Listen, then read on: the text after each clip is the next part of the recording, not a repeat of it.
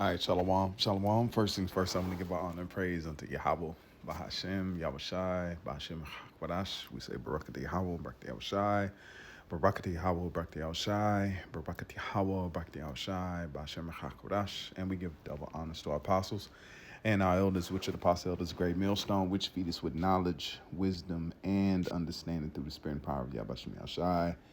2026, which is the year of apostates, sellouts, and spies. So we're going to jump right into this video. The title of this video will be, we are in the Great Reset. Okay? We are in the Great Reset. It's not, it's coming, because we've been telling Jake through the spirit and power of Yahweh Shai for a long time, starting with our apostles and elders, this was coming. You know, Jake was thinking we were crazy. Now, instead of acknowledging prophecy and acknowledging that there has been a prophet among them, Jake is bucking up. But the Lord told us, it says they don't hate you, they hate me. You know, it's not, Jake don't really hate us. You know, when you look at these guys that are standing up against the truth, even going to, you know, even Captain Cesariak, which is the recent, you know, the most recent issue going along with the MOTB, debating with these Christians. They, you know, it's a spiritual thing. At every single aspect of this truth, it's spiritual. All right. If you come into this truth, it's spiritual. If you're not in this truth, it's spiritual. There's nothing in this truth that is not spiritual. So that's why we pray and hope that Yahweh Shai shall keep the spirit on us. That's why King David said, it says, take not thy Holy Spirit from me. Okay, so these guys don't consider that. They think they just got a monopoly on the spirit. You don't have a monopoly on the spirit, man. You know, for you to go out here and do your own thing and use it, no. There was a time we didn't. I always remember when I first, that's what shook me up the most. Finding out about this knowledge, wisdom, and understanding was when I read Deuteronomy, the 28th chapter.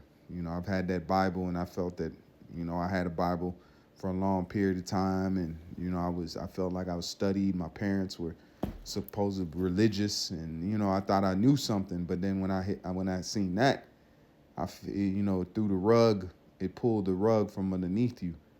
So that's the mentality you have to have, is that Yahweh Shai is really establishing a truth that is not. That's why the Lord said that in the Apocrypha, by way of the Apocrypha, is the truth that has been so long without fruit shall be declared. So what we're giving to you is something that is a gift, because the Lord is honoring Yahweh Shai's sacrifice. So this truth that we're pushing, and they're able to push, that's why it says able-bodied men. You know, we even have men that were sick and pushed this truth. Blessed men, beautiful men that was sick and still was able to push this truth, which is a beautiful thing in itself. That's a testimony. But let's jump into this video. This is from Homestead Journey.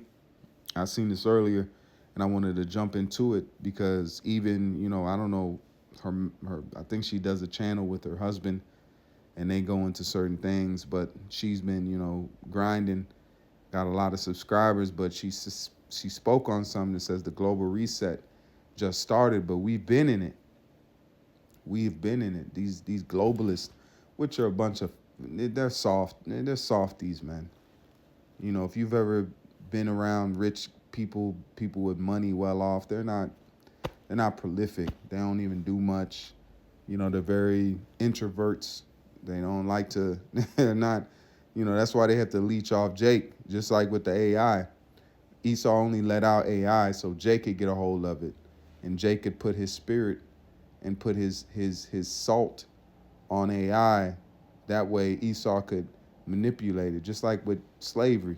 If Jake didn't come in those cotton fields and weren't as hard workers as, you know, the average Edomite might tell you, oh yeah, you Negroes are lazy. And that's unfetched, because how are you gonna go get lazy people to do hard work? That makes no sense. You were originally lazy, because if you weren't lazy, you would do it yourself. You wouldn't need slaves.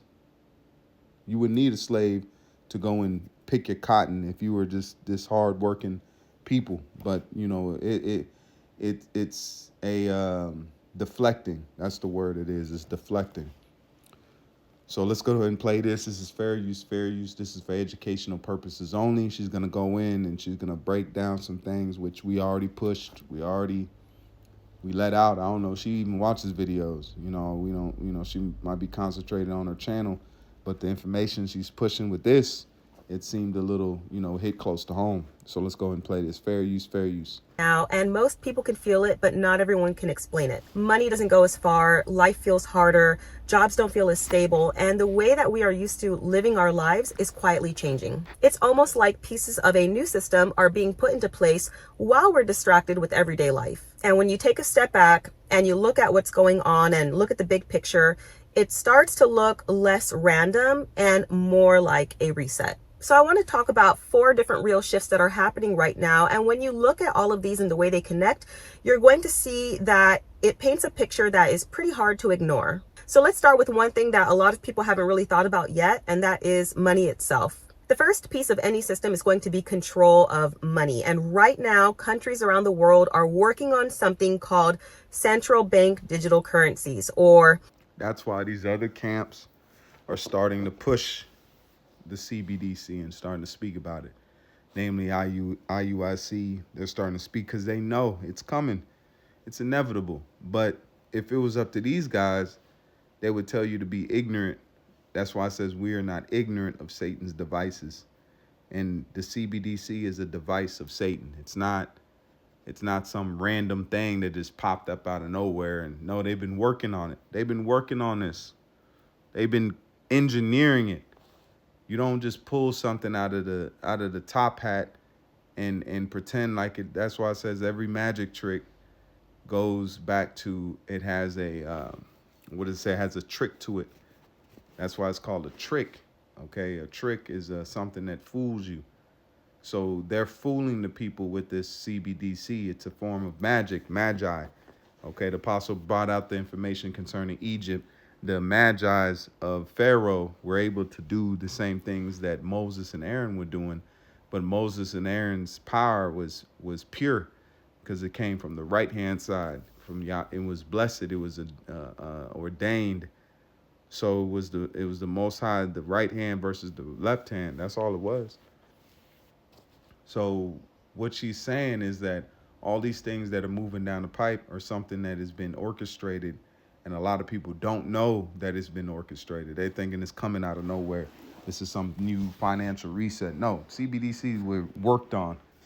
They just didn't let you know with CBDC. They just put a name on it. Just like when Frankenstein became Frankenstein, that was his name. Before then, it was just a project. It was just a scientific experiment until they completed it. Until he completed it, then the name was put on it, which was Frankenstein. Okay, so what you're seeing now is a version of Frankenstein. These Edomites have been tinkering, they've been plotting, they've been planning, they've been paying, they've been moving people around to go ahead and do what? To move this goalpost and invent the digital currencies, even going back to cryptocurrency, because even Bitcoin, that's nothing but because they can crash that and bring in their own money because they're allowing Bitcoin to grow because it's traded. It's live. So anything that you trade, if it's something that these elites didn't want, they would outlaw it. They would put a hindrance on it, or they wouldn't let it grow, because if it challenged the dollar, they would do something about it. Going back to Gaddafi, going back to all these other nations that are trying to, Venezuela, all these nations that try to use a different currency besides the world reserve currency, because they see it as an attack on the establishment. And once you do that, then it's a problem. Okay, it's a problem. So what we're witnessing now is a global reset, because the new money's already there.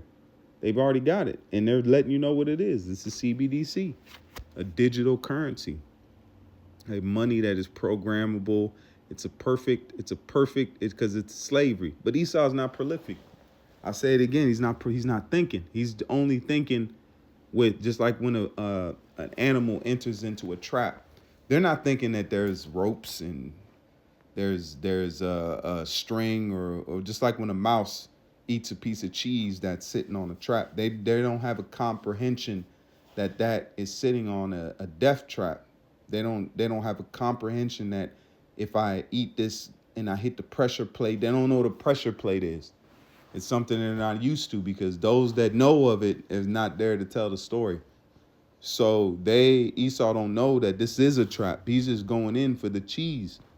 He's being greedy because the Lord has spoken. It says, you do these things, judgment comes after. So what happened to Sodom and Gomorrah was a sign to anyone that you'll live ungodly after that.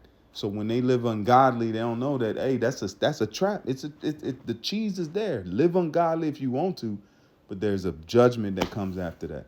So all these things that are taking place, even the New World Order, that's a trap. It's a cheese trap. Okay, so let's play this. CBDCs. Now you have to understand that this is very different from digital money that you use today. I know we're used to using debit cards or credit cards, but this is something different. So when CBDCs are discussed by the policymakers, economists, central banks, they're usually looked at in a positive light. They'll say that they do offer faster, cheaper payments, that they're going to reduce fraud and crime. They are going to have more effective government payments to the people.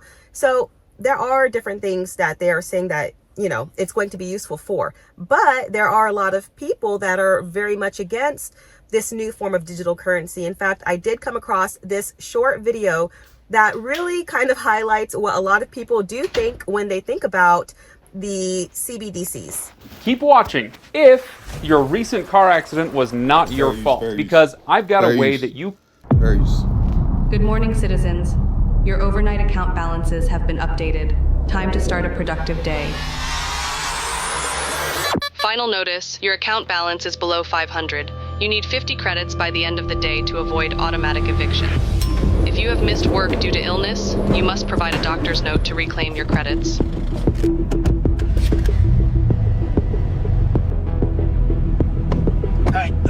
Any extra credits? Please.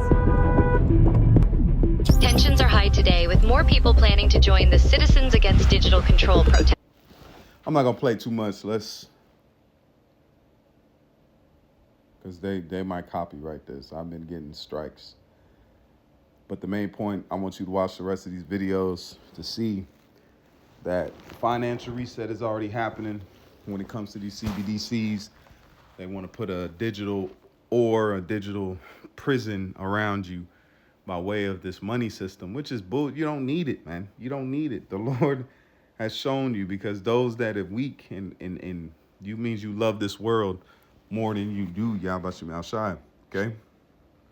So let's get some of this. This is the book of, it says biblical judgment on economy centers on divine disapproval of injustice, oppression of the poor, going back to Sodom and Gomorrah, because a lot of people always bring out about the homosexuality and not bringing out about the economic standpoint when it comes to Babylon the Great, or Salakia, not Babylon, Sodom and Gomorrah, this is Sodom and Egypt.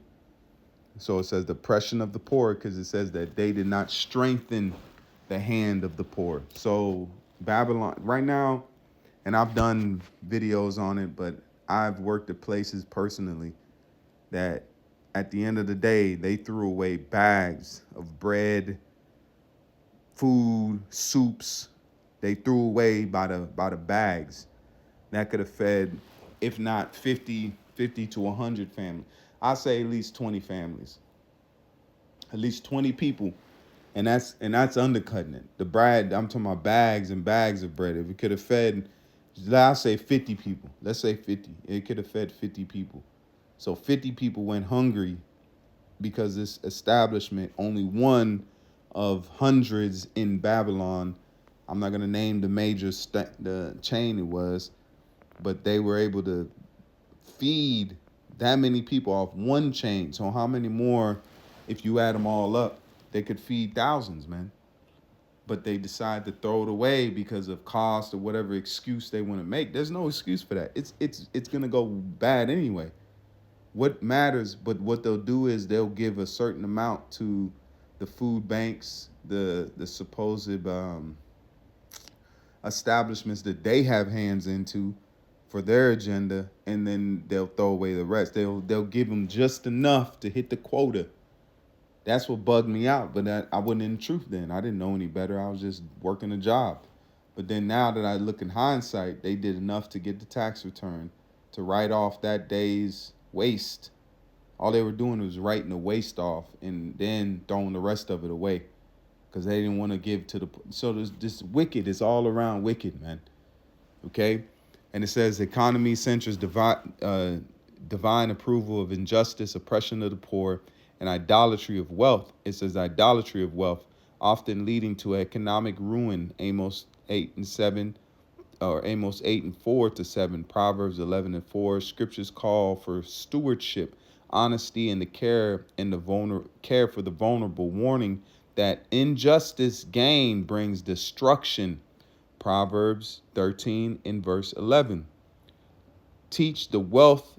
It says teaches that wealth acquired through dishonest, unethical, or hasty means will quickly diminish, while wealth gathered gradually through diligent hard work will increase. So that's the business model. You know, Jake talking about, yeah, what we're going to do. The Lord gave us a business. We're not meant to be just nothing. We're not meant to be just chilling and not having much. If you do have something, diligency and having that stewardship coming to your wealth through the spirit and power of Yahweh Shai will increase. But what Esau is doing is the first part of the scripture. Wealth acquired through dishonest. All the things he's done and got rich off of was this dishonest. Going back to the Rothschilds. How were the Rothschilds made rich?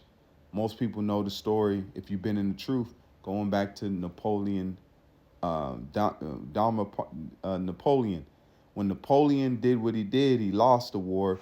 They came in, their riders came in and told him that he lost, but they made it seem like he won. So people sold their stocks, and guess what? Their agents bought it up, and they became rich and wealthy overnight. They were hated, but they became wealthy. And the people that was around, it was a mob move, man. A hostile takeover when it comes to the banking industry. So they were millionaires, or however much money they had, they became multimillionaires overnight through dishonesty. While wealth, it says dishonesty, unethical. That was an unethical move, because instead of giving people the truth and letting them keep their money, you gave them something. That's why it says, woe unto you that putteth the bottle to thy brother's mouth. And we don't know, there could have been some rich Israelites that was living in that time. You know, so they pushed that false narrative to fool the people. They knew what they were doing when they set it in motion. They were hitting a lick in the ancient terms or the modern terms. It says unethical or hasty means while quickly diminishing, while wealth gathered gradually through diligence and hard work will increase. And that's what we're doing. We've been doing this work, knowledge, wisdom, and understanding, and the Lord has been germinating it. He's been increasing it. Okay, oppression and injustice. Yahweh condemns those who increase wealth by oppressing the poor or using dishonest means. Idolatry of wealth, trusting in riches rather than Yahweh, is warned against with warnings that wealth is temporary and cannot save. So there's no amount of money, because what is Esau trying to do? He's trying to build laser weapons, installations, all these things that are gonna protect him from the judgment to come. But they're not gonna pan out, because the angels have been set on a mission. They're waiting for the prophecies to be fulfilled and the elect to be sealed. Once those two things take place, it's over with. It's game over. Game over. There's no do not pass go, none of that. Yahweh Shem Yahshua is going to come and do judgment on the planet Earth. Danger of debt. You can read, Habakkuk. Habakkuk, okay? It says Proverbs 22:7 warns the borrower is slave to the lender, highlighting the negative impact of debt. So we, as Israelites in this system, are the borrower. and we're in debt according to the curses of Deuteronomy, the 28th chapter. And we are now under this man's system and under this man's hold, because once you go to your social security number, that is a form of a debt. It's a debt-bearing number because you're tied into the American system's debt. America as a whole has a debt to the bankers, okay? All the money that's in the debt clock, that is owed to somebody. It's not owed to America, because if it was owed to America, there would be no debt, because you would write it off, because you say, I'm not going to pay myself. But it's owed to somebody that's outside of the American establishment that they have to pay. So if you have to pay them, there's certain things you have to do to be able to keep printing money, keep moving the way you are, just like credit cards, to live a lifestyle. So Babylon is pretty much went into debt like a woman spends on a credit card. They spend credit card after credit card after credit card. That's nothing but incurring debt. But they have a lifestyle they want to live. They want to wear Louis. They want to wear Gucci. They want to Hermes. All that bullshit. They want that because why? It's keeping up a lifestyle by going in debt. So Babylon the Great is getting in debt, Abatyat, by way of the international bankers, the monetary funds, all these things that are set up that are pushing Babylon further and further into the hole. And it's going to be harder to climb out. It's not going to climb out. Till the missiles come, that's what's gonna free Babylon from its debt. They ain't gonna owe nobody, because you ain't gonna have no pockets to give, man. Okay? No pockets to give. This is the book of, let's get this, is Ecclesiastes 12 and verse 4 in the MSG, describing the sound of grinding is low because work is gonna be low. Everything is, they're gonna financial reset in a way that you're not gonna be able to just go to work and chill out. A lot of the jobs are minimum wage, they're lower wages. It does not keep up with the economy, so it's going to put everything in default. And that's what they're pushing. It says, and the metaphor of old age, where daily work, productivity, and physical vitality, chewing, eating, fade, and the household hum stops. The sense diminishes. It urges remembrance, the Creator in youth before this or death arrives. So we're coming back to Yabashim Shah. We're weeping in lamentations. Okay, we're praying for our sins through the spirit and power of Yabashim Shah. And all these things that are taking place are what? Oppressive. It says the wisdom maketh the wise man mad. I'm paraphrasing, but that's what you see. We gain knowledge in this world and we don't want no part of it, man. We want Yabashim Shah to really deliver us and really set up the kingdom of heaven, which belongs to the Negroes, Latinos, and Native Americans. But we're pushing for that goal. We're hoping for that. All right. This is the physical decline. It says it signifies. Hold on.